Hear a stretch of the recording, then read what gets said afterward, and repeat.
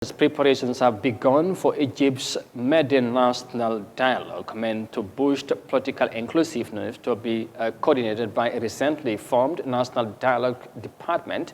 Now, according to the organizers, the political discourse will be centered on different topics that concern Egyptian citizens with a view to bring consensus among all participants.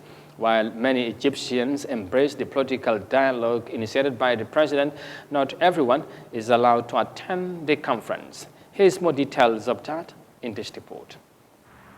The Board of Trustees for the Egyptian National Dialogue held their first meeting on Tuesday.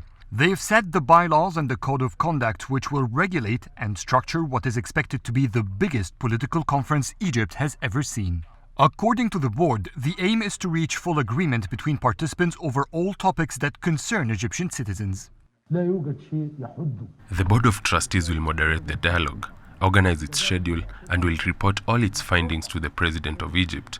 Every issue must pass only by consensus. In case there are 3 different approaches to the same issues, which the board sees valid, they will all be reported to the President. This is to set aside the concept of influence the majority or minority will have in the dialogue.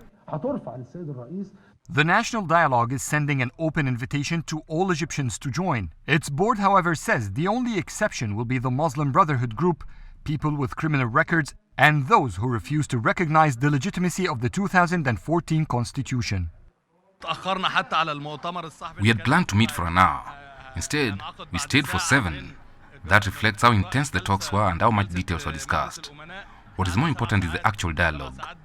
All that happened today was preparation for the dialogue to take place between all political powers invited to join or interested in joining.